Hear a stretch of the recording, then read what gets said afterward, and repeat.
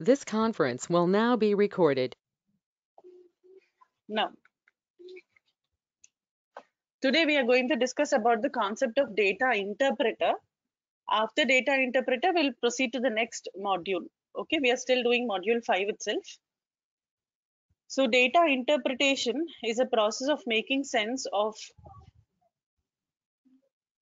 numerical data that has been collected, analyzed, and presented. Now, here, data interpreter is again a tool that will help you to clean the data. What are the things that it will clean? Is if there are any merged cells, or if there are any titles, if there are any footnotes, if there are any blank rows or columns in your database, these kind of things will be handled by a data interpreter. Okay. So if Tableau thinks that it needs to apply some additional cleaning techniques on your data, then it will automatically give you the option to use data interpreter. Only if Tableau thinks it is necessary, it will give you the option for Tableau interpreter. Okay, Namita, I'll check. Maybe some delay, but it will get uploaded. Okay, not to worry. Now, here I will get connected to a PDF file. PDF file which I have. I think I have it. The data sources folder, I believe. Okay, so we are getting connected to a PDF file called as Amazon stock data. Now here, what happens? I'll show you the data first.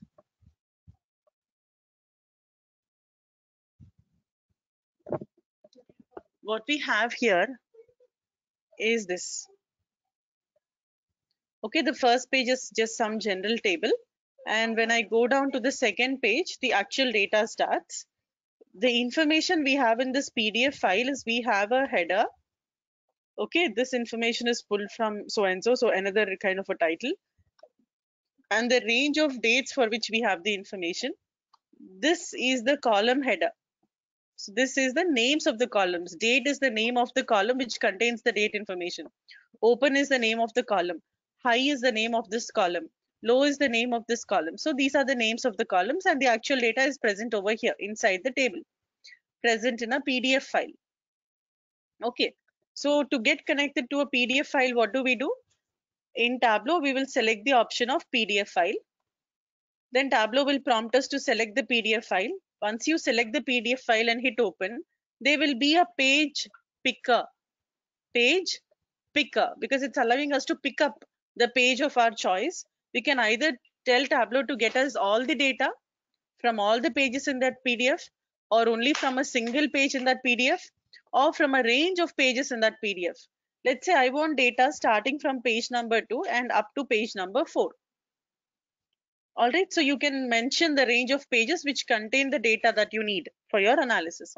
Then when you click on OK, Tableau will show you the information from the pages that you have asked for in that PDF. So page 2, page 3 and page 4 have come from that PDF file. And Tableau has given us a data interpret option. First of all, let us use page 2 and see what happens. So when I take page 2 data over here, there's a little problem if you notice that Tableau could not read the data properly from this PDF. It was able to understand this corresponds to the heading. This is also something related to the heading. But this range of dates is confusing Tableau here. So it is considering this range of dates to be the header for this column. Getting it? It's considering this range of dates to be the header for this column. And it thinks that low is also the data in that column. Low and everything else is the data in that column. And it is thinking that this field does not have a name. If then there is no name for any column in the data connection, when you can get connected to a database, if there is no name given to the columns, to the fields directly, suppose data is starting, Tableau will give a name to that field, like field 1, okay, field 2, field 3, and field 4. It is considering this to be the title of that column, name of that column or name of that field. Then there is field 5, so on and so forth. So that is what Tableau did here. Field 1, field 2, field 3, and the title is the range of dates for the fourth column. Then field 5, field 6, field 7. So what is happening is that header or whatever note is there, that is confusing Tableau a little. Okay, so if at all Tableau thinks this data requires additional cleaning, then it will give you the option of data interpreter. If your data is perfectly fine, then you will not get data interpreter option, only when Tableau thinks it is necessary. So we don't have a control, we don't have any say on when data interpreter will appear and when it would not appear. It's not like you go to any of the menu options and turn it on. That kind of option is not there. If Tableau thinks it is required, it will give you. If Tableau thinks it is not required, it will not show up. Okay, we don't have a control. So what happens when I turn on the data interpreter by selecting this checkbox is, you can notice that Tableau will further apply some additional techniques to clean this data, and now it is able to read the data properly. Earlier, whatever confusion it had with respect to this range of dates is no longer troubling or confusing Tableau now. It understands the name of this column is date and data is actually here. Name of this column is open, data is starting from here. Name of this column is high, name of this column is low, name of this column is close, right? So it's able to read the data properly. If you would like to review the results and see, okay, what did Tableau do here? Then you can click on that link which appears, review the results. Alright, Tableau will open an Excel spreadsheet where it will tell you what it has done.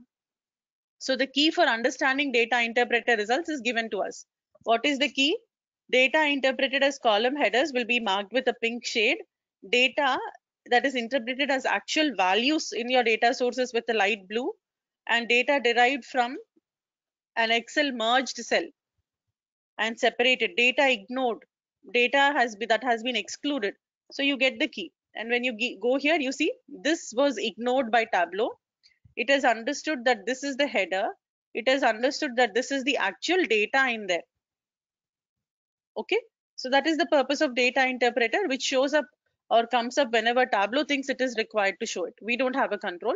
Now we know how to rename the fields, and we know what is alias and how do we give an alternate name. We discussed this when we saw data source page. So that brings us to the end of module 5, where we discussed about different types of or different options that we have when it comes to combining the data from multiple data sources into a single virtual table. We can use the concept of join, we can use the concept of cross database connectivity if your data is coming from multiple databases altogether. You can use the concept of union if you want combining rows kind of an effect. You can use data blending if you want to simply blend the data at worksheet level, right? And we can create extracts to improve the performance of Tableau. We can decide how we would like to refresh the extracts, and then we can use data interpreter to clean the data a little bit. All right, so now here we will proceed to the next module, which is module 6. Module 5 again was mostly like theoretical, but module 6 is again all hands-on activities. So we will be looking at creating a few more charts in Tableau, and we'll look at a few more concepts here. All right, so you all just get connected to Sample Superstore, and we are going to begin our discussion here.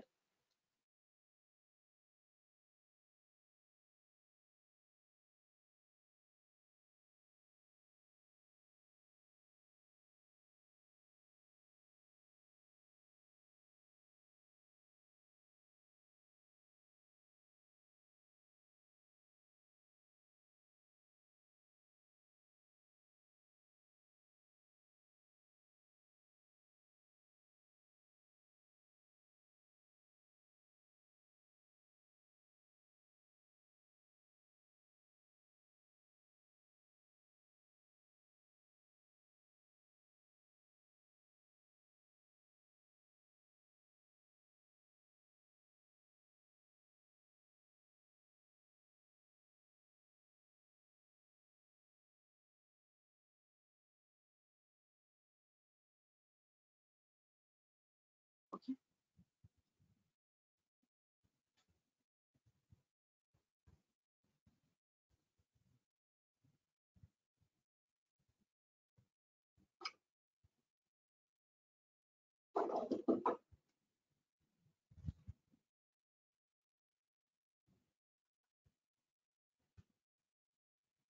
So the first chart that we will see as a part of our module 6 is a dual axis chart. Dual means two, right? So what would a dual axis chart mean? It would mean that we are creating a chart which will have two vertical axes, two vertical axis called as dual axis. So you can see profit axis here and you can see sales axis here. And we are showing profit in the form of bars on this graph and sales is coming as a line there. So what did we do? We have combined two different mark types. We have combined bar with line. So a special name given to this type of a dual axis chart is dual combination chart. Okay. Anyway, we will discuss this in detail. Whenever you have to compare two measures, this comes in very handy.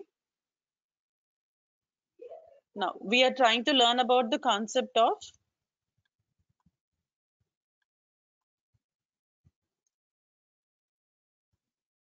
dual axis chart. Okay. So what is dual axis? Two vertical axis we will have. Two vertical axis or two horizontal axis, anything is fine. Now let's say I'm interested in looking at the profits of the business. So I take profit there to the row shelf. This is a bar which is indicating the profits. Now I would like to also show sales here. So I'll take sales and put it next to profit, which means I'll have one more axis corresponding to sales, and this is the axis and this is the sales value. Profit, data, sales, data. Now I would like to merge these two bars together and represent them together rather than as one below the other. I want them here only. So what I will do is, please observe, I will go to the second pill on the rows shelf, which is sum of sales. Click on the drop down icon of it, and the last third option is to create a dual axis chart. Last third option is to create something called as a dual axis chart. Okay. Now this option you will not find it on the first pill because Tableau is quite smart. It knows that you cannot create a dual axis chart when you have only one pill. So on the second pill, this option will become active. You can select dual axis. But the moment you do that, lot of things happen here. What happens is, first thing, of course, we got sales axis next to profit axis. So that is perfect. That is our expectation. But Tableau has automatically changed the mark type to a circle everywhere. Profit is a circle, sales is a circle. But that's not what we want. We want a bar graph. Let us say we want a bar graph only. We want both profit and sales to appear as bar, which means you can directly go to all marks card, change the mark type to bar. Directly go to all and change the mark type to bar. Both profit and sales have become bar now. The only thing is profit, which is in blue color, is behind sales, which is in orange color. Profit, which is in blue color, is behind sales, which is in orange color, and this orange bar representing sales is completely covering up the blue bar, which is actually showing profits.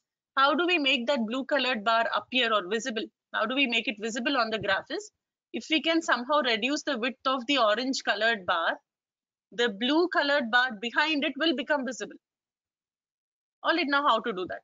So you go to the sales marks card. Why sales marks card? Because we are talking about changing the width of the sales bar. Right, we are talking about changing the width of the sales bar. So we have to go to the corresponding marks card, sales marks card. Click on the size shelf and reduce the width. Okay, when you reduce the width, what happens? You can see the blue bar representing profit has appeared. But both of them are of the same height. Does it mean both profit and sales are the same? No, right? Profit and sales are not the same, but both of them have same height. Why so? That is because, now again, if you observe the axis very closely, it is because of the range of values on the axis. Scaling is different. The scale is different.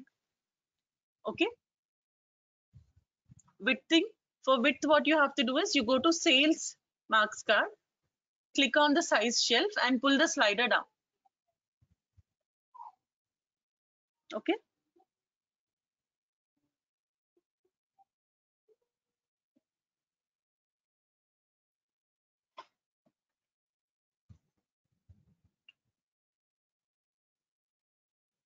Are you able to do it? Funny, please confirm.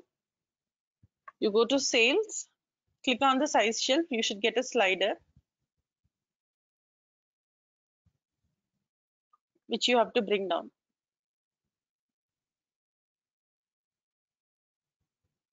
So for that, yeah, okay, Rani. So you have to go to sales and select dual axis option.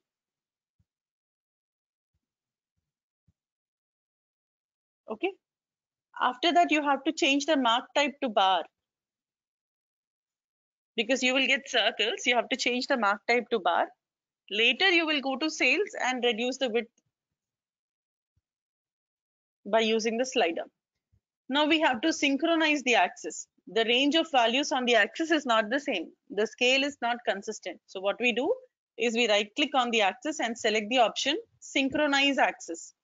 When you do this, the range of values or the scale on both the sides is the same. Now you get the correct picture. So this is where sales is and this is where profit is. You can break it or granularize it at any level of detail you want. Like for example, I will take region and I will show this data granularized at level of detail. Okay, for across different regions, what is the profit and sales like? All right. Now let us say I don't want to show profit as a bar. I want to show it as a line, suppose. Now this is a dual axis graph.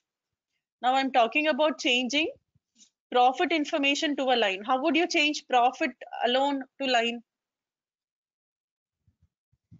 How would you represent profit as a line and not as bars?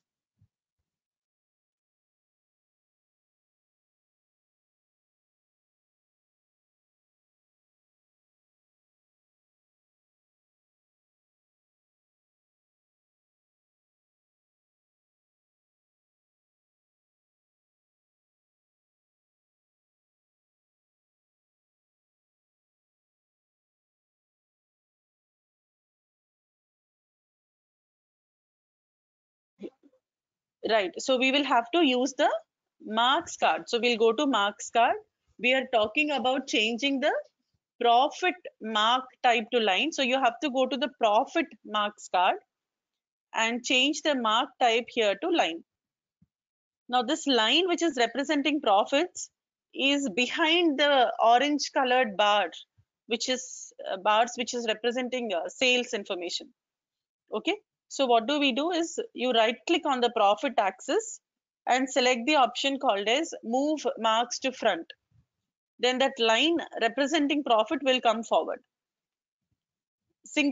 To make the scale on either side of the axis consistent or similar, you just have to right click on any one of the axis and select the option to synchronize the axis. After you have synchronized the axis, you will be able to get a real picture of where profit is and where sales is.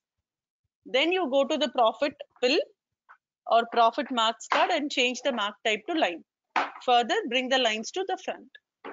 So a special name that is given to this chart where we are using two different mark types. We are using a bar combined with a line, right?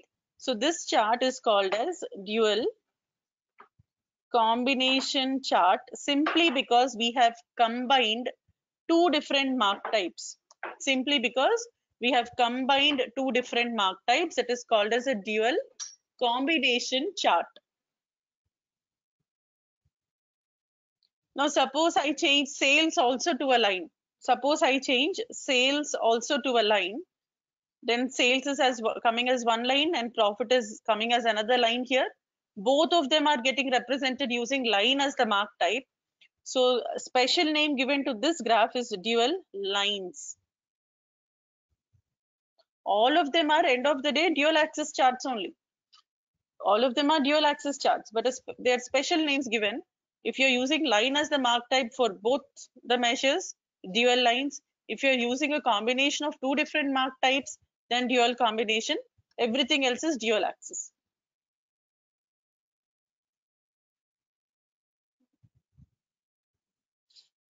Okay, everybody okay with this graph? Anybody Who needs any assistance or help at any point, let me know. I'll wait for a minute here and then we'll proceed to the next chart.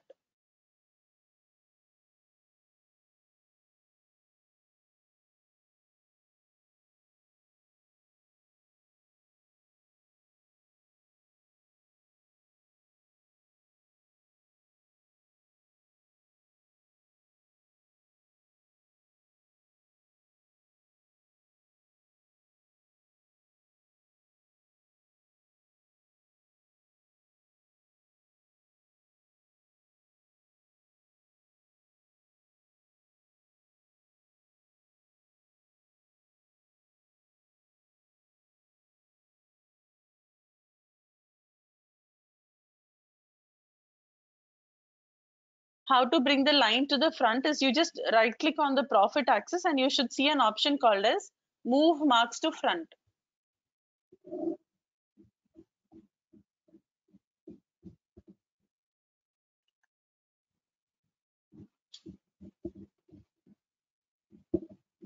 Okay.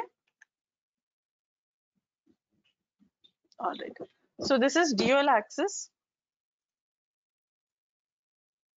Now we'll look at something called as combined axis. Combined or blended axis. Okay.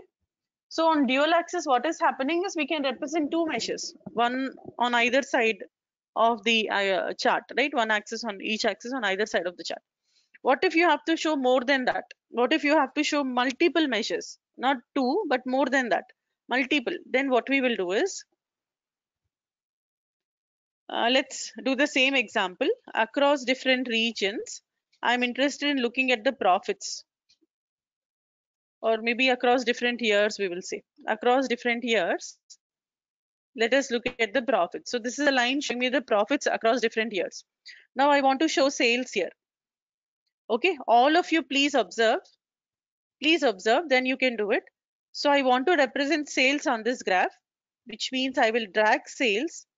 I will drag it, and I am going to leave it on the profit axis. When I leave it on the profit axis, this axis is a combined axis. It is representing multiple measures. So whenever we are representing multiple measures, what happens? Measure values will take over, measure names will come into picture. So we are representing multiple measures. One is profit, the other is sales. Here I want to show quantity as well. I'll drag quantity and drop it on this axis. Next, I want to show discount. I'll drag discount and put it on this axis only. So what is happening? We are representing multiple measures.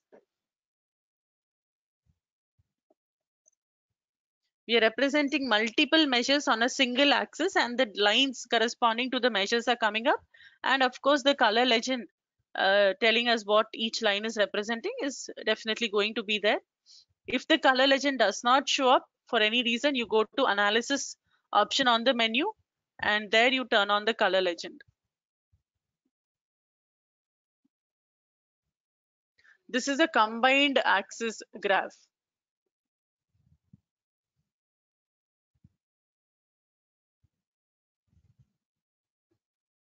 Try it now. All of you, please try out combined axis graph. Also called as blended axis.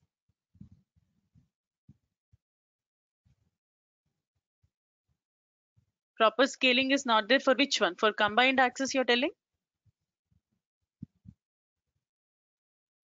Yeah, that I agree. Because see, discount is just a few hundreds.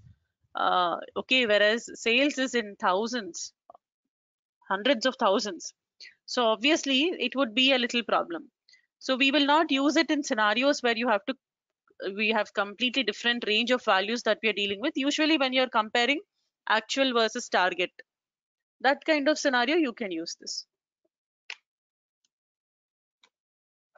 Okay, where they're very close, where the values are quite close and you want to see the variation happening, then it would be better.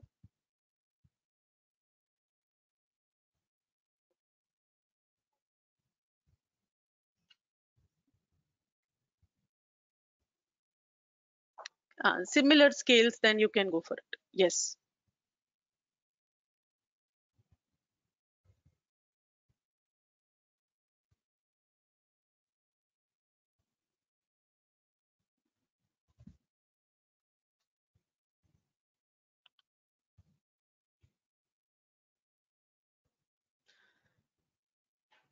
Okay, so let's proceed further. The next chart we will look at is a heat map. Heat map again are used for comparative analysis. Now, I told you comparative analysis is a very big umbrella. We have a lot of charts that go under that category because we get a lot of requirements on it. So you can go with bar graphs, side by side bar graphs, circle views, bubble charts, and heat maps also will come under that category of comparative analysis. So the structure of a heat map is just like the structure of your text table. The way you build your text table, similarly, you can build the structure of a heat map. In a text table, what happens? Data is represented in the form of text information. In a heat map, what happens? Data is basically a matrix of squares. Okay, the data is more like a matrix of squares. So if it is a square that we are using to represent the data, what are the two aspects about that square that we can control? We can control what should be the color of the square, and we can control what should be the size of the square. Color and size. What is going to be the structure of the heat map is decided by the dimensions used to build the heat map. Measures are represented through color and size as small squares over there. Okay. So usually it's a good practice that you represent the measure with both positive and negative values through color. It makes the chart very easy to read. All right. So let's create a heat map that will show us the profit and sales across different years and different subcategories. So how do we create a heat map? Is you can just select everything necessary. Profit, sales, order date, subcategory, select everything. Okay, all of you please do this along with me. Select everything. Select order date, hold down the control key and select subcategory, select profit, select sales. After you have selected everything, go to the show me panel and the first chart in the second column at the top is heat map. The first chart. The second column is the heat map. Now, if you observe the lower section, okay, when I hover the mouse pointer on show me panel, all of you notice the section at the bottom of the show me panel. It is giving you the name of the chart, that it is a heat map.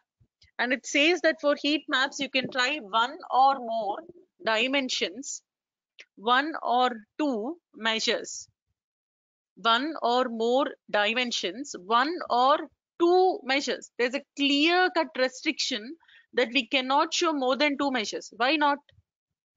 Why only one or maximum of two? Because we are representing the data in the form of a square, and there are only two aspects that we can control, the color and size. So we can use one measure to control the color, another measure to control the size. There is nothing else. There is no, visually you cannot represent anything else.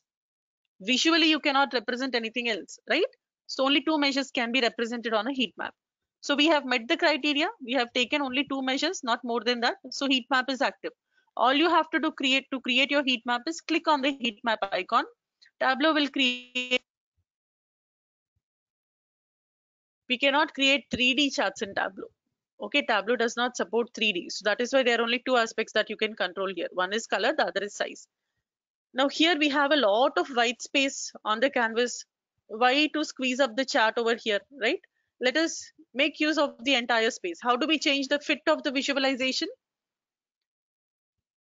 To change the fit of any visualization, you go to the standard option on the toolbar, which corresponds to the fit, and make it entire view.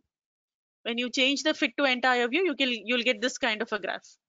Now what is happening here? It's becoming a little, at least I find it a little difficult to read this chart, because we have profit controlling the size.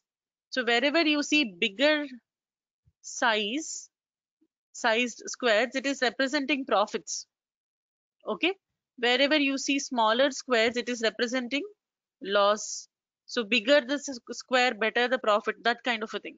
And color is represented through sales is represented through color. All right. I will now change this and you will see how it is going to improve the look and the readability of this chart. We'll do with this. Okay. You take profit. Please observe here. We have profit pill on the marks card with size icon associated with it. With size icon associated with it. Now to move that to color. When you take that to color, it will basically remove sales from color, because at any point of time you can have only one pill on the color shelf. There is a workaround using which we can get another pill, but usually color shelf means only one pill.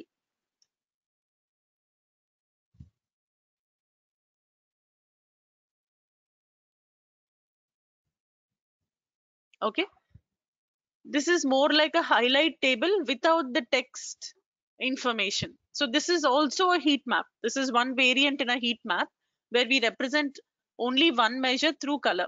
So when you look at this copiers, you see how the color is deepening year over year. The blue shade is becoming deeper and deeper, which means profits are consistently improving year over year for copiers. We can say that.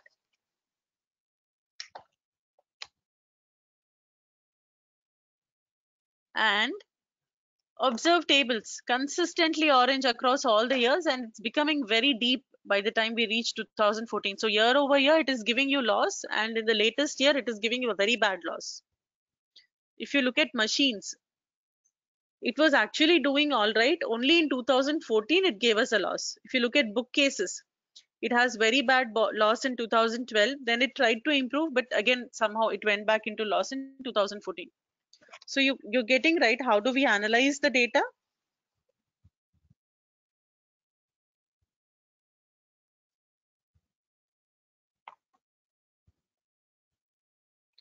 Okay, this is heat map. This is also a heat map, one variant where we represent only one measure.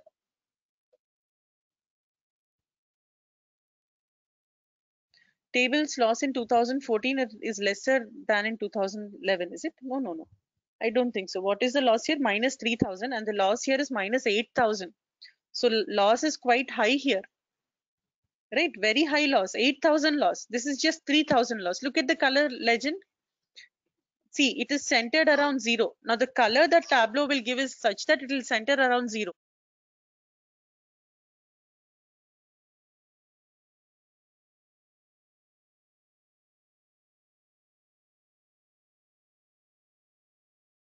Now let us understand a little about the color legend over here.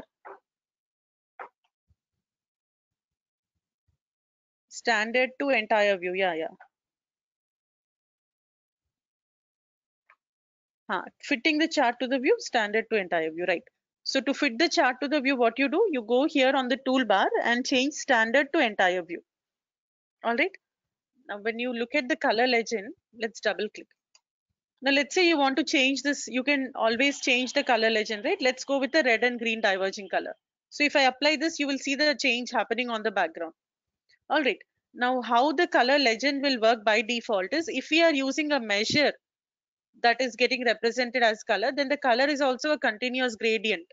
Measure is continuous, so color is also continuous. Now it centers around 0. Okay, now 0 to think of this as 100. 0 to think of this as minus 100. Somewhere over here we are having minus 100 if this is extended. But we don't have data like that. Let us say this is minus 10. This is 0. This is plus 10. This is minus 10. So whatever is the intensity of the color at plus 10 for green, similar intensity for minus 10 with red. If there was a minus 100, it would have come up with the deepest shade of red, because plus 100 is deepest shade of green. Minus 100 will take the deepest shade of red, which we don't have here in this case, right? We don't have. So the color gradient will work like that.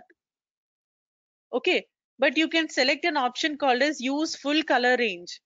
When you say use full color range, what happens is Tableau is going to treat this value as a minus 100. Suppose it was a minus 100, then what should be the color intensity? It should be the deepest shade of red. So you see the change. You see the change now. Okay. So like that, you can also use full color range. You can also use stepped color if you think stepped color is necessary. Then you can get stepped colors like that. You can also use just one or only 2 steps also possible. Positives in one color and negatives in one color. But that will kill the purpose of a heat map. We'll not do it. we'll just go with the continuous gradient and use full color range. All right. Now, but here, fine, this is one type of a heat map. I want to also represent sales here. On the same chart, I would like to go ahead and represent sales information. Now, how to do that? I will take sales from the measures pane in your data pane, take sales and drop it on the size shelf. When you do that, you will get a proper heat map with a matrix of squares, right? Data represented as a matrix of squares where you can see the size is representing sales. This is definitely an improvement over what Tableau automatically created, right? We can clearly see that these are the subcategories with minimal sales: envelopes, fasteners, furnishings, labels, minimal sales. But then supplies also has very less sales. Table sales is good, but it's giving us loss. Phones sales is good, right? Copiers, you see, very interesting thing in copiers. Size of the square is increasing and the color is deepening, which means year over year sales is improving and profit is also improving, right? So these kind of inferences you can draw when you create a heat map. Now, what type of a heat map you want to create is your choice based on your requirement. Are you creating something like a highlight table like the one that we saw earlier, or do you want to create more like a matrix of squares? Both of them are used for comparative analysis. If it's more like a highlight table, you will be able to represent only one measure through color. If it is like a matrix of squares, you can represent two measures, one through color, the other two through size. Okay, create this and then we'll proceed further. Create this and let me know if you have any questions about anything on the heat map. Otherwise, we'll proceed to the next chart.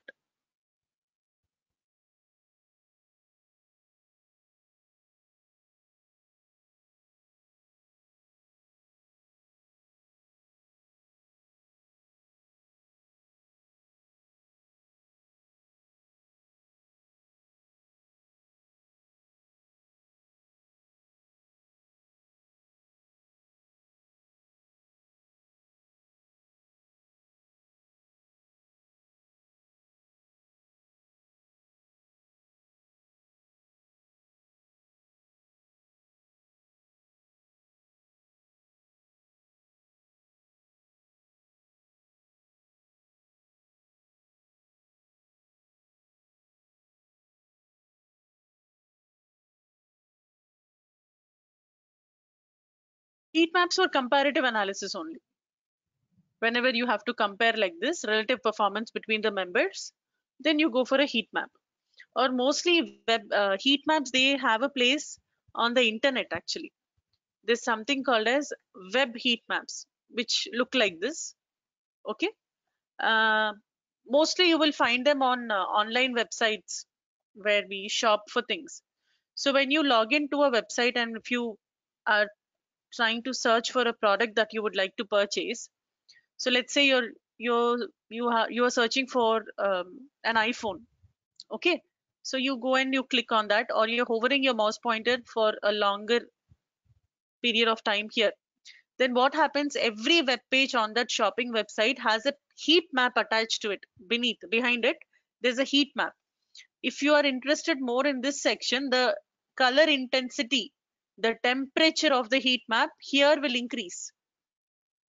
That will trigger the recommendation engine will try to understand, will thereby understand that this person appears to be having a lot of interest in this product, so it will start making recommendations to you, right? That people who have purchased this have also purchased X, Y, and Z. Or if you are interested in purchasing this, then these are the other alternative options from other companies or other brands which are available. Combo offers. So all such recommendations are made to us, right? When we try to go and purchase a product, that happens because of the heat map that is beneath your online websites, which track for how long you are actually hovering the mouse pointer or clicking on the links in a particular section or on a particular product. The moment you click on the link there or you hover the mouse pointer for a long time, the temperature of the heat map will increase. That will trigger the recommendation engine. Okay. So usually web heat maps are very famous. web heat maps, they are called as. We will just design the heat maps based on the requirements given to us and give it to the client. Okay, now the client will have to link it to their web pages and use it. Disadvantages, it takes only 2 measures. We cannot say it's a disadvantage. That is the structure of the map. Given the structure of the map, it cannot accept more than 2. And recommendation engines also, it's like they just take the name of the product and the brand that you're interested in, right? They don't take anything beyond that from us, based on which they keep giving us the suggestion. So this information and this limitation of only maximum of 2 measures is kind of, it plays to an advantage only. Rather than cluttering with too much information, we are keeping it simple. Can we change square to other shapes? Yes, yes. You can change square to any shape of your choice. So how would you do that? Okay, let me just. Okay, we have this chart here. Now you're saying you don't want to see a square, instead you want to see something else, represent some by using some other symbol. So you will have to change the mark type to shape. Change the mark type to shape. By default, you will get a circle like that, but the shape shelf will appear. So when you click on the shape shelf, you can go and explore whatever shapes Tableau has, and from there you can choose anything of your choice. Let us say you're building a report pertaining to weather forecast. Okay, what was the rainfall percentage yesterday, and what is going to be the rainfall percentage today? What is it likely to be tomorrow? So you want to represent it through maybe a cloud symbol, right? You can do that.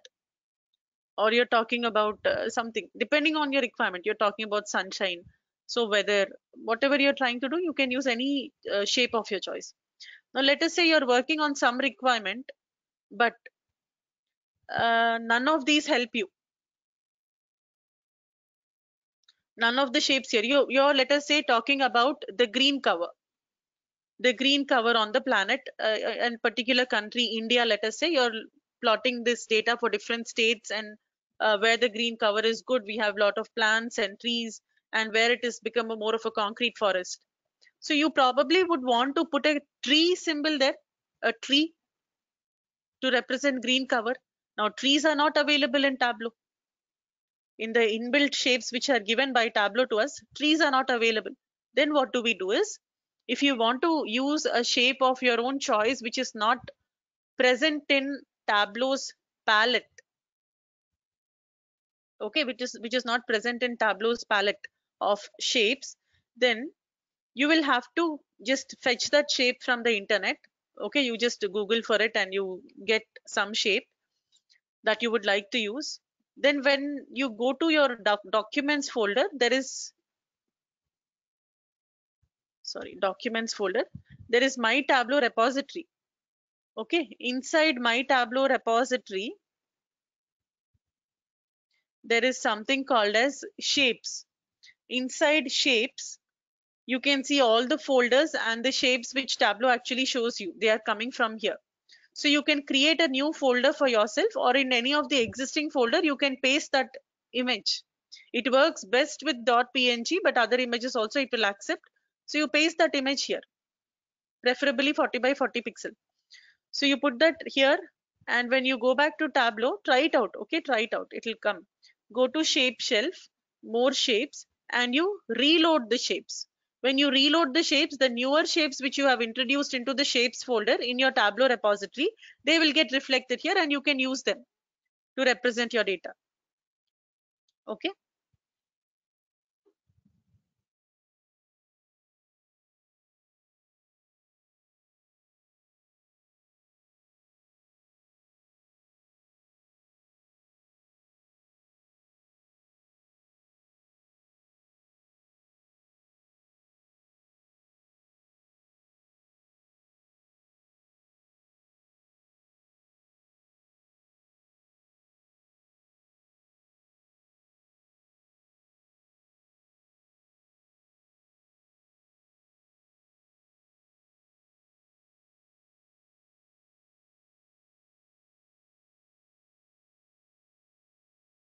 Everybody okay with this chart? Any questions? Anybody? Jagannath, Arbaz.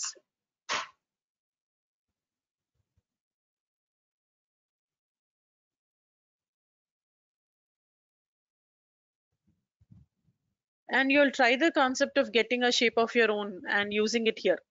Hmm? All right. So let's proceed to the next chart,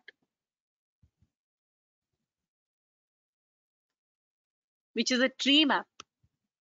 Tree map is again very interesting, very amazing actually.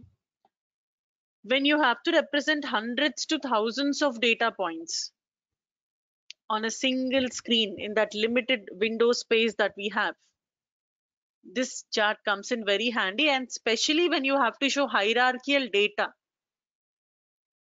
as a proportion of the whole, then it comes very, very handy. Okay, so let's say I'm interested in looking at the sales and profit across different subcategories. Sales and profit across different subcategories. How to do that? Sales and profit across different subcategories. After selecting everything, I will go to the Show Me panel and click on the tree map icon. Please do it.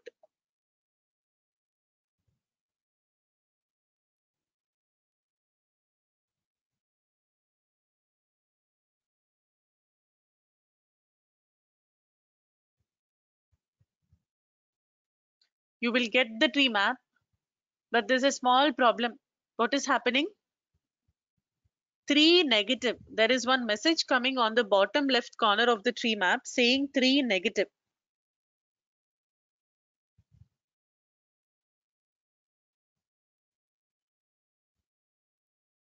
Why? What went wrong here?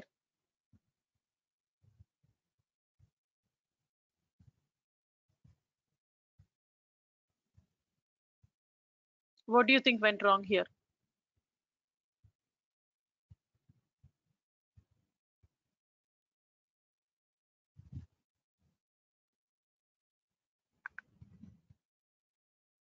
Profit is shown on size, right? You see, profit, which has both positive and negative values, is basically controlling the size of the rectangle. Tree map is nothing but a series of rectangles like this, representing the measure value. How many rectangles will be there inside the tree map gets decided by the number of members in the dimension. How many rectangles, which is basically the structure of your tree map, gets decided by the number of members in the dimension. What should be the size of that rectangle and what should be the color of that rectangle, that is decided by the measures. So again, on a tree map, there's a clear restriction that we can show only two measures. One measure visually through color, another measure visually through size. Now, profit is on size shelf. We cannot have a rectangle representing negative area. We cannot have a circle with negative area. We cannot have a rectangle with negative area, right? Not possible. So the three subcategories which are giving us losses, tables, supplies, and bookcases, are the three subcategories which give us losses. Tableau is not able to visually represent them on the graph because it is negative. Okay, so how do we fix this problem then? Simple, just like we did earlier. What we will do is we will use the measure with both positive and negative values, that is profit, to control the color, and we'll use the measure with only positive values like sales on the size shelf. You have to interchange profit and sales in such a way that profit should represent color and sales should control the size. So now I will not lose even those subcategories which are giving me loss, because they are being sized based on their sales value, which is positive, definitely positive. And they are being colored based on their profit information, which could be negative also. If it's negative, it's coming up in shades of orange. And if it's positive, it's coming up in shades of blue. Deeper shade of blue indicates higher profits. Deeper shade of orange indicates very bad loss. So phones with a very big rectangle allocated to it is what? It is the subcategory with the highest sales. Then we have chairs, then we have storage, tables, binders, machines, accessories, copiers, so on and so forth. So we are representing data like this. Again, I'll repeat. When you have hierarchical data and you have to represent proportion the contribution of each part towards the whole, part to whole kind of an analysis if you have to do, proportional analysis when you have to do, and when you have to represent hundreds to thousands of data points, this chart comes in handy.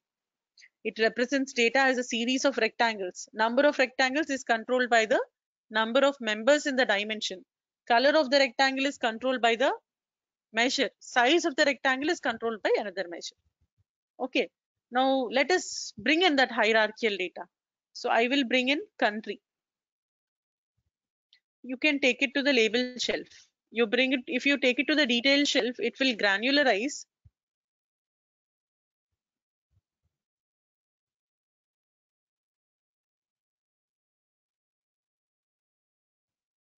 Right, Ibrahim, correct. Okay, you can also take it to detail shelf, but it will not give you the desired effect. So better take it to the label shelf, then take state to the label shelf. Now, actually, country is not required here. Everything is United States only, right? Everything is United States. So we have data only for US. You take state directly to the label shelf. Now, how do you read this? You see this block, this whole complete block here is phones. Now, what is happening? If this whole thing, if this entire thing is uh, phones, we are looking at the contribution of each state towards the profit and sales. So I understand that most of the sales is happening in the state of California, but highest profits are coming from New York, right?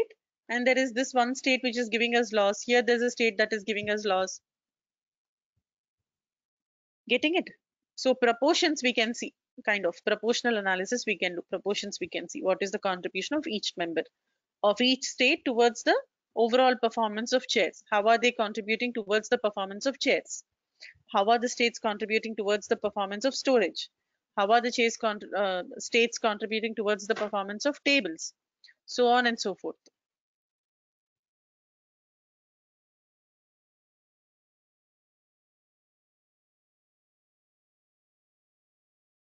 Okay, I hope it's clear to you all.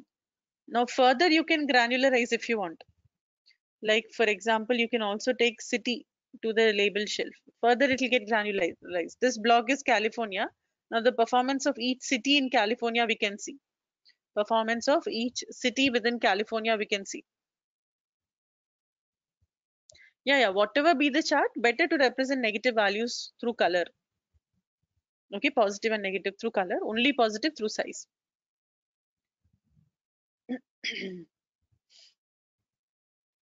Now, even though I have taken everything to the label shelf, now given the amount of space, Tableau can definitely not provide a label to each and every mark over there, right? It cannot label everything. If it does, it will get cluttered. It will not even allow. So to make the chart look proper and consistent, we will disable the labels. Even though you have taken everything to the label shelf to granularize your data, click on the label shelf and uncheck show mark labels. Let us not show the labels at all. Let us not show the labels at all. No confusion at all. Okay, now when you hover the mouse pointer, you can see all the information about the data point on the tooltip.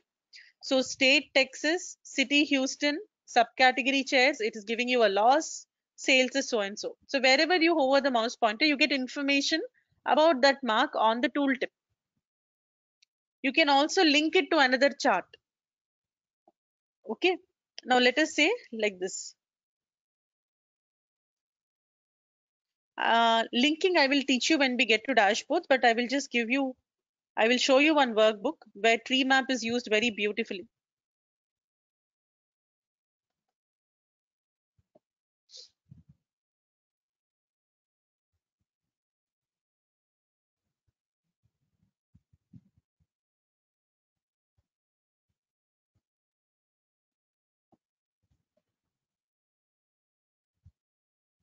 Yeah, I'm telling you where it is useful. I will give you an example on where you will find it useful.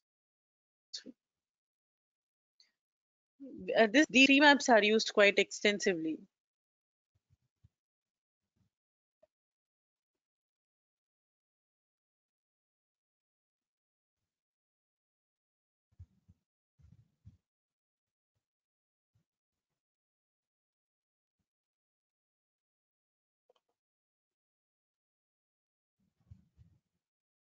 Now here, tree map is created like this. This is our tree map. Okay, what is it showing? Is it is showing the average GDP for different countries in a region. These are all different countries present in a region, and it is showing the average GDP. The color, the size is representing average GDP. Color is representing the region. All right. Now we are breaking it at year level. For different years, we are looking at the tree map information. Now this tree map is actually linked with a text table. What is the structure of the text table? You have the name of the country, followed by the country name we have here. Then we have a few measures that we are looking at, measure names and measure values for that country. And these two charts are put together on a dashboard. This is my tree map, and here I have the table, space allocated for the text table.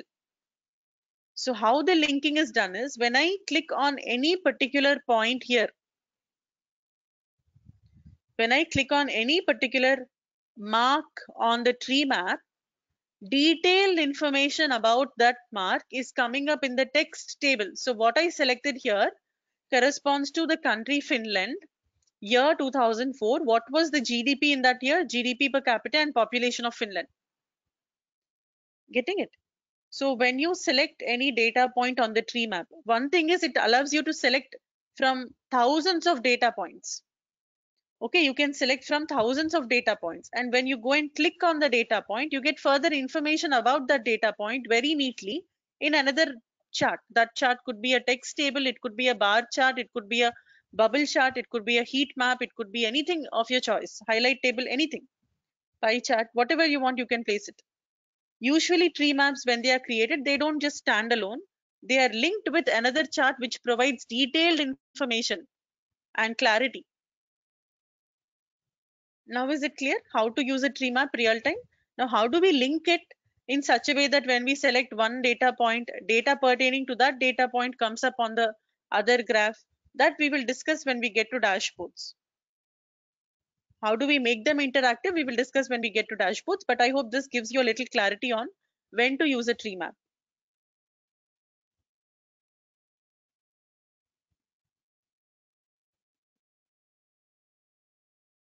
All right.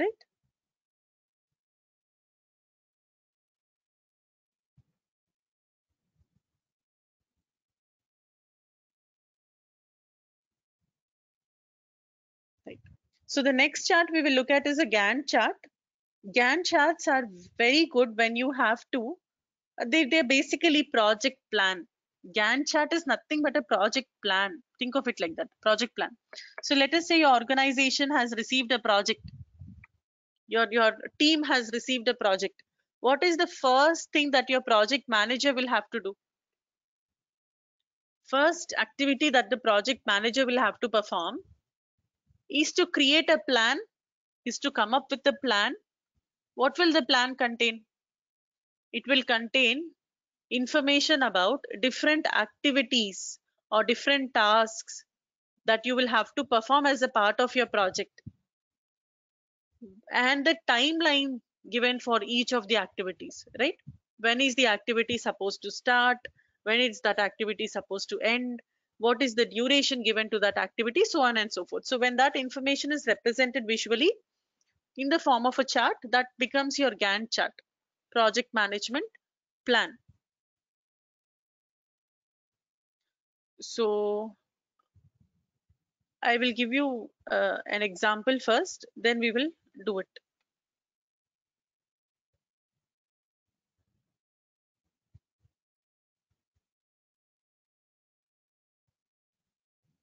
Let's say I'm working on a project which is to build a house.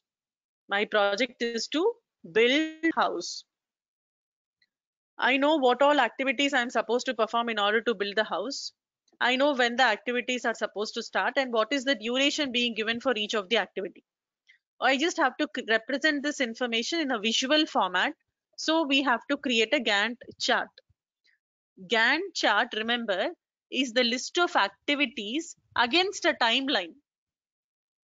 Gantt chart means immediately what should come in your mind is it is a project plan that will tell about the list of activities to be performed against a timeline. So list of activities I have in the field name category.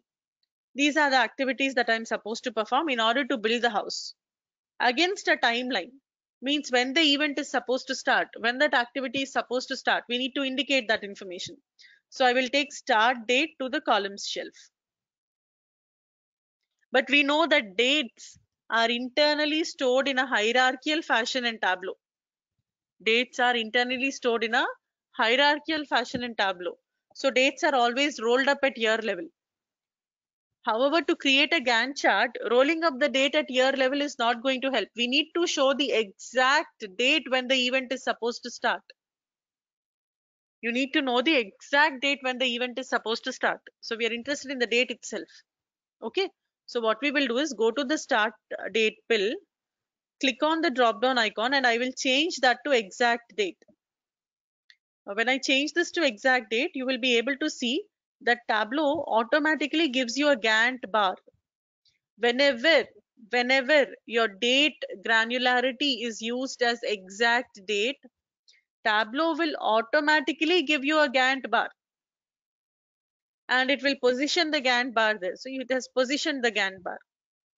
So the position of the Gantt bar is indicating when the event is going to start. What is the next thing we have to do? We have to give a size to that Gantt bar, right? What should be the duration of the event is what we have to tell Tableau. So the next thing we have to do is give a size, which is to be controlled based on the duration. Therefore, I'll take duration to the size shelf. Okay, and you can also color it a little, make it look colorful. Done. But is this chart complete? Can we say that we have completed creating our Gantt chart? What do you think? When you look at it, do you feel it is readable?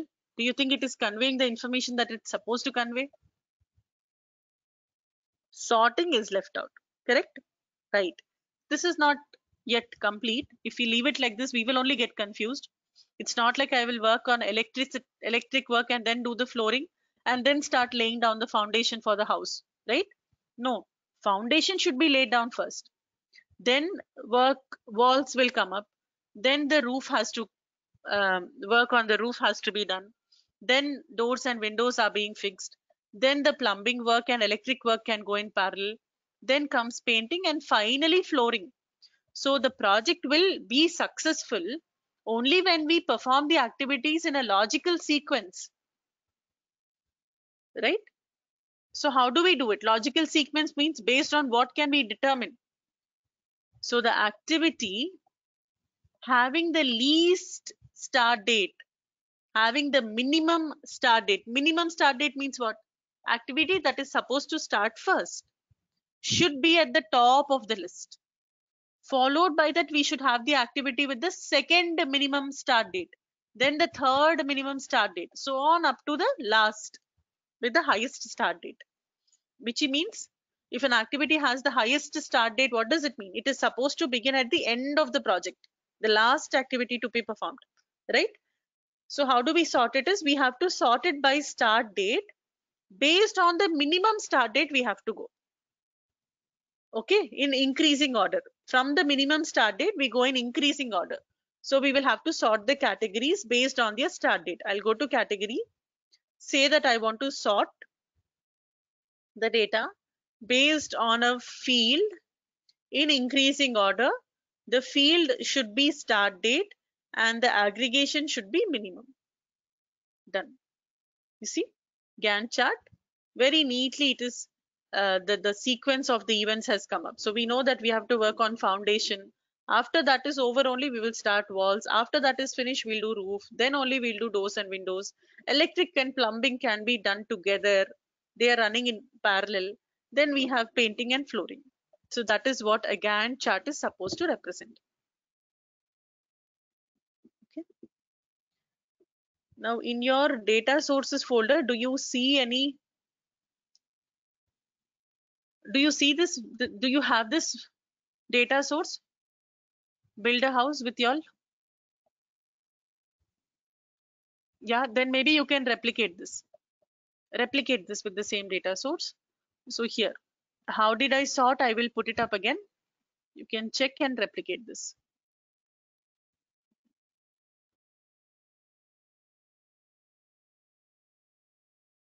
No name.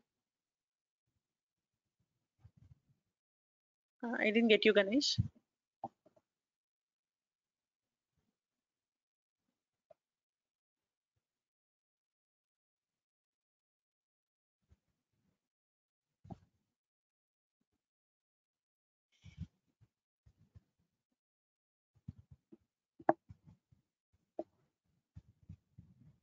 Ganesh, I didn't understand your question. All right. If you have this data set, then you can just replicate it. So you have it with a different name, is it? Okay, that's okay.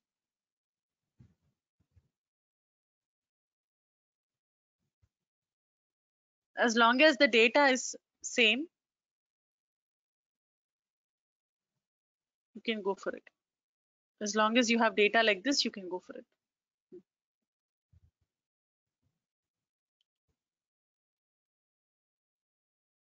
So for sort, you might need a little help. I will put the sort window up so you can check the sort window, all of you, and do the sorting. Building the chart is simple. You will take date field to the column shelf and change the granularity of the date to exact date. And then you take category to row shelf. And then you take category to color shelf and duration to size. Everything is there on the screen. You just have to replicate.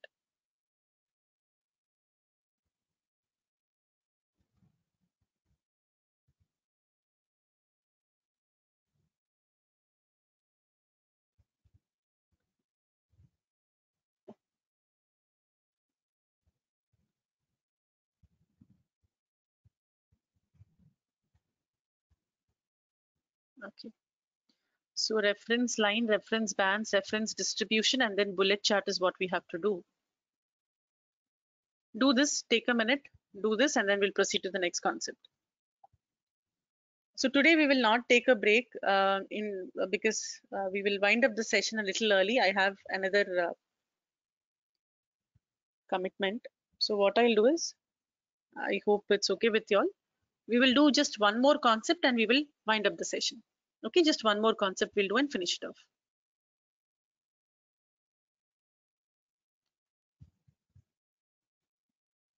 So if you'll have any questions on the charts that we have discussed today, 5 charts we have done so far: dual axis, combined or blended axis, heat map, tree map, Gantt chart. On any of these charts, while you practice it today, if you have any questions, I'll take it up tomorrow. Any further questions, if there, we'll take it tomorrow. So I hope all of you are able to replicate this chart, Gantt chart. Anybody who needs more time, let me know. Otherwise, we'll proceed to the next concept.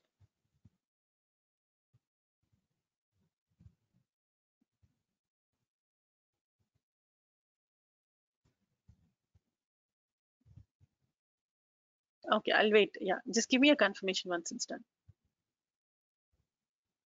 COVID19india.org. I don't know, yeah.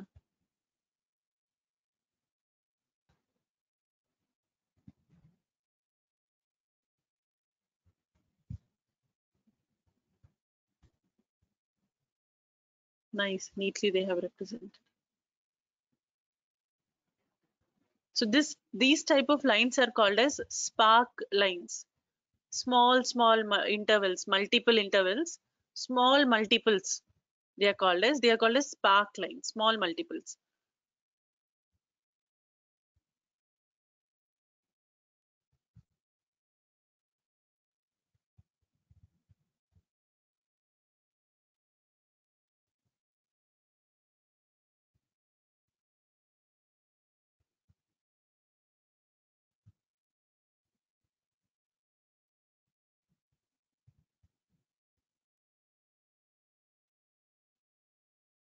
This is that cumulative total, running total.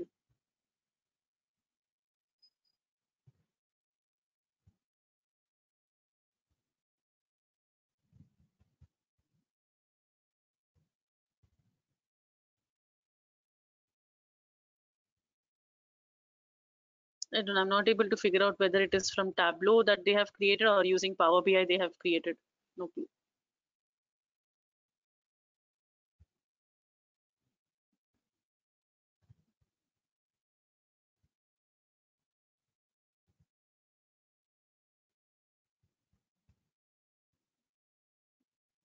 No, we will not get into all that today. If I scroll down, maps are there, heat maps, color changes based on the category. Okay.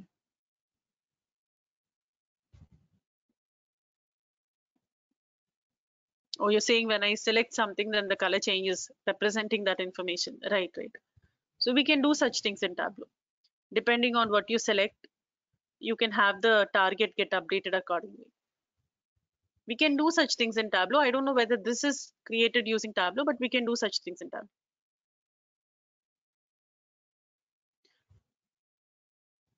Logarithmic is something that we take up when depending on the rate of increase or decrease, we have to check. Okay, this I think will not go for now. Let's keep it like that. Okay, anyway, let's go back to our question at hand. So Gantt chart done, everybody?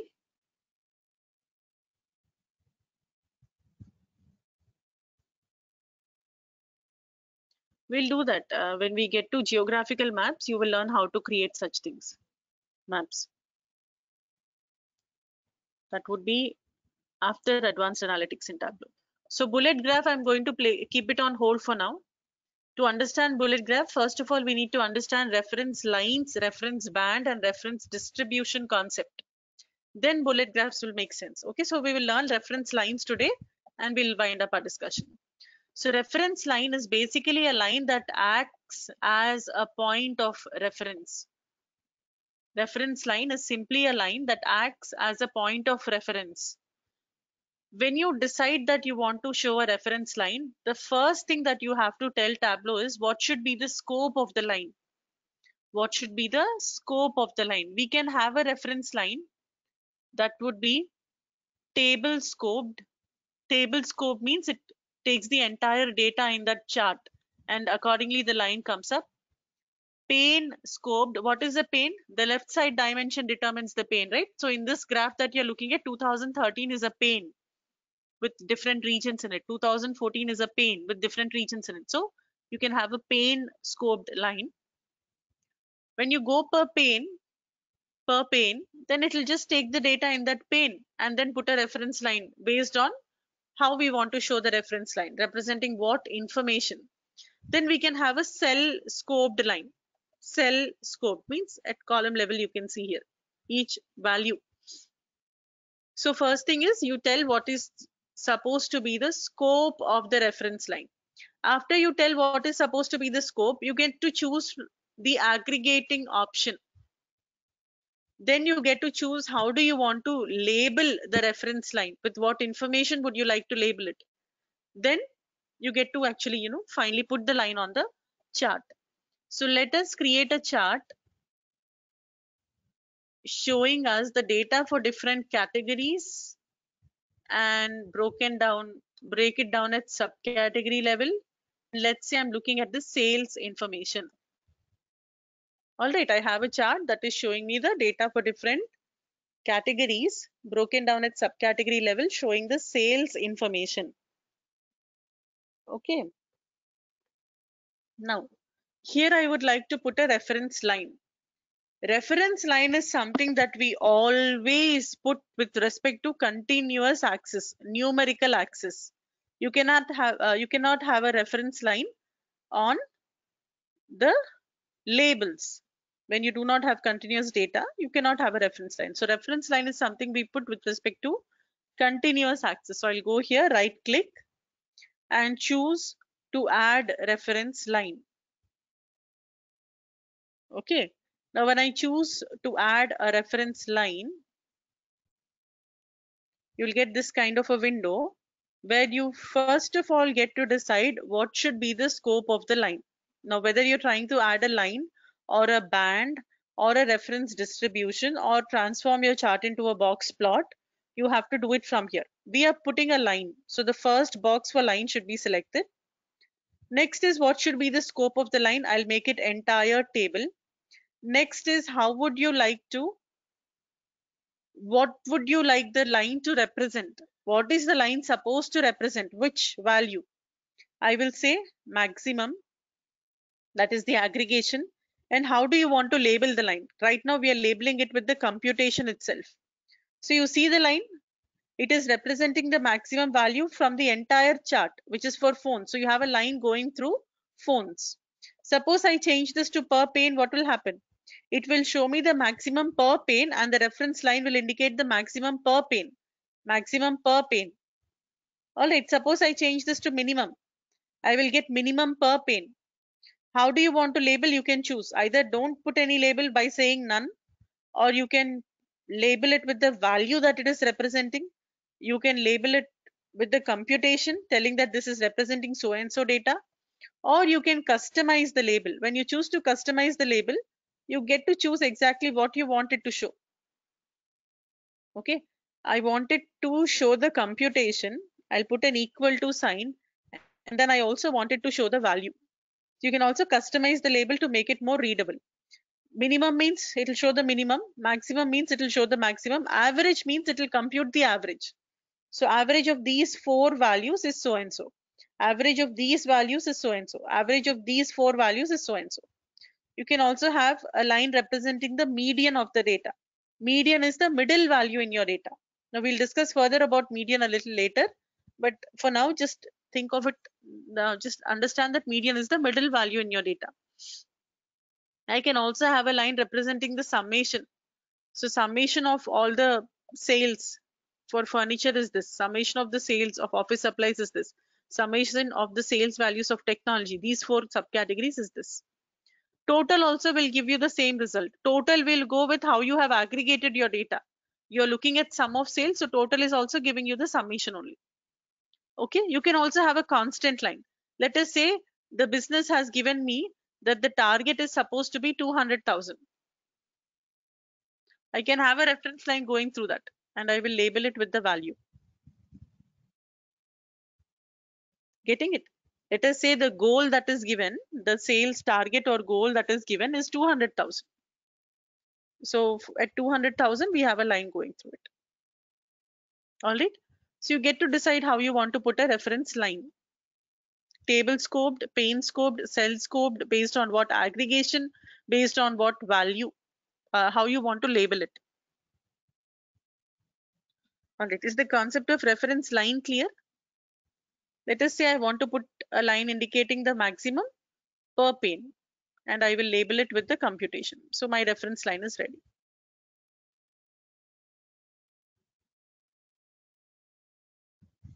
Try it out, all of you. Create a reference line indicating the maximum per pane on that graph.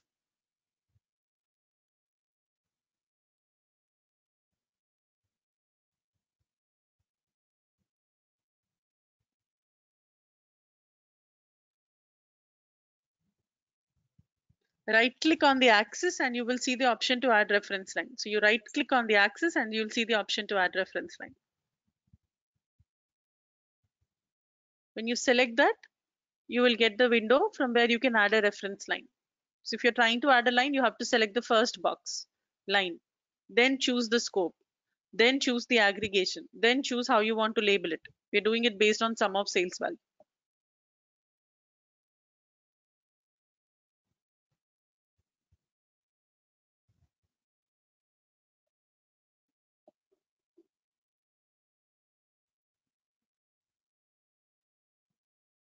Even for dual axis, you can put a reference line.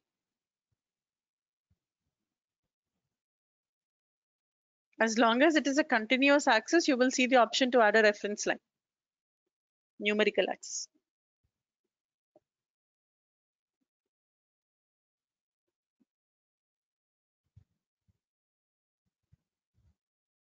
Now let us discuss about reference band. Okay, we'll discuss about reference band. Reference, I'll use the option to add reference line. What I'm trying to put is a reference band. Reference band is something that will stretch from a certain value and go up to a certain value that you mentioned. So let us say I want the reference band going from the average to the maximum. So Tableau is computing the average of these values, which is here, and from there it is going to the maximum, the band. Average is here, from there it's going to the maximum. Average is here, from there it's going to the maximum. So band is something that will stretch from a certain value that you mention to a certain other value that you mention. You can also have band going from between two constant points. Okay, between two constant points also you can have. But here I'm going from average to maximum. You can also change the color of the band and give it any color of your choice. Reference band, simple. It is something that will stretch from a certain value to a certain other value that you mention. Then comes the concept of reference distribution. So the procedure is the same. You will right click on the axis and select the option to add reference line. When you select that option to add reference line, what you're actually adding is a distribution. So you have to select the box for distribution. Now let us say I want a cell scoped distribution. Cell scoped means this is the maximum sales, and then I'm computing 80% of that value and 60% of that value showing as the reference distribution here. By default, reference distribution will represent 60 to 80% of the value that you have given here. Okay, suppose I will change this to 50. Only one number, 50. Okay, and I will show the line and not label it with anything. So what is the reference distribution indicating? It is the cell scoped reference distribution that is showing me 50% mark. Right? So this bar is indicating the sales for bookcases. 50% of it is here, half of it, halfway. 50% of the sales that happened in chairs is here. 50% of the sales of furnishings is here. 50% of tables is here. Getting it? So depending on what you're trying to represent, you can choose from many options that are there. You can show the percentile, you can show quantiles, you can show standard deviation, all these things. Now, what is standard deviation? What are quantiles? What is median? These 3 points I will cover at a later point of time when we get to advanced charts. Okay. All right. So any questions on anything that we have discussed today? Let me know. Otherwise, we will wind up our discussion here. Tomorrow, we will continue the same concept. One more time, I'll do a recap on reference lines, bands, and distributions, and then proceed to bullet graph. After we complete the bullet chart, we will proceed to the next module, which is on advanced analytics in Tableau. Okay. So before you all leave, just don't leave yet. 1 minute. Let me take a screenshot for the attendance.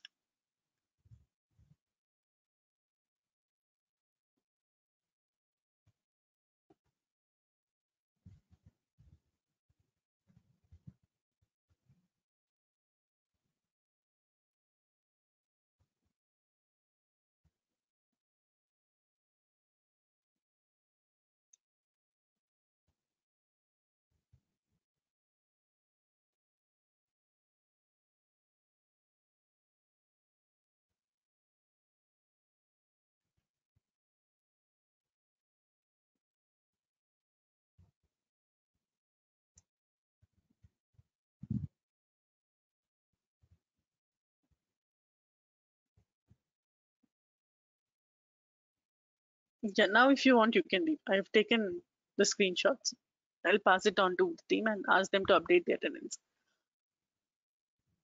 Yeah, but it's getting recorded, Ibrahim. Don't worry, it's getting recorded. They will, I think, update it in one time, in one go. I will save this and email it right away. Okay, how can we give value of our choice for reference line? Label, Namita.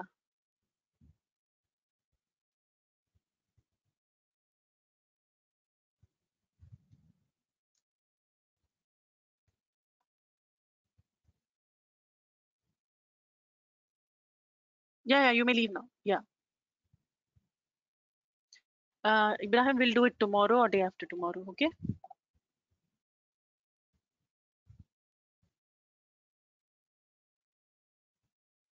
Working on assignments. Yeah, you can start with module 3 assignments, I think. Module 3, I think you should be good to do it. Okay. Namita, just unmute yourself and let me know what your question is. Can you hear me? Yes, Namita, tell me. In the like as if we have given average like that, we have to know like for 10,000 is the reference line for 10,000. Constant line you want. Yes, like that. So what you will do is, let me edit that average like maximum. So here aggregation, you will change that to constant. Okay. And here you will give the value where the line is supposed to come. Let us say 250,000, and you label it with the value itself. You see, the number has to come, means you have to label it with the value that it is representing. Is that your question? That's it. Yeah. Thank you. You're welcome.